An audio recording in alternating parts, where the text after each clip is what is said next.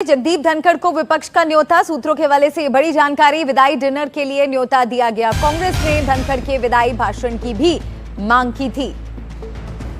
तो जगदीप धनखड़ को विपक्ष की तरफ से न्योता भेजा गया है। सूत्र ये बड़ी जानकारी दे रहे हैं। फेयरवेल डिनर के लिए न्योता दिया गया है और कांग्रेस की तरफ से उनके इस्तीफे के बाद उनके विदाई भाषण की मांग भी की गई थी। जैनेंद्र जुड़ गए हैं इस पर। जैनेंद्र, और क्या जानकारी इस न्योते के बारे में?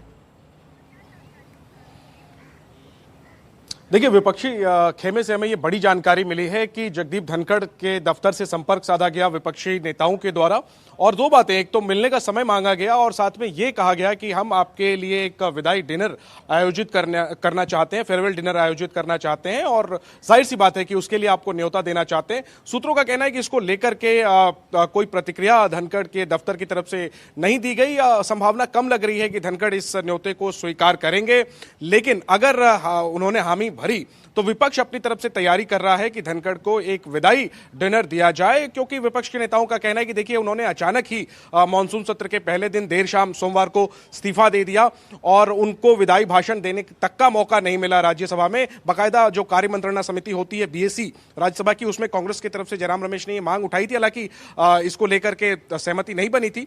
तो और इस्तीफे के बाद से धनखड़ जो है वो सामने नहीं आए हैं, वो सदन भी अगले दिन नहीं आए और किसी से मिले भी नहीं है उस दिन के बाद से।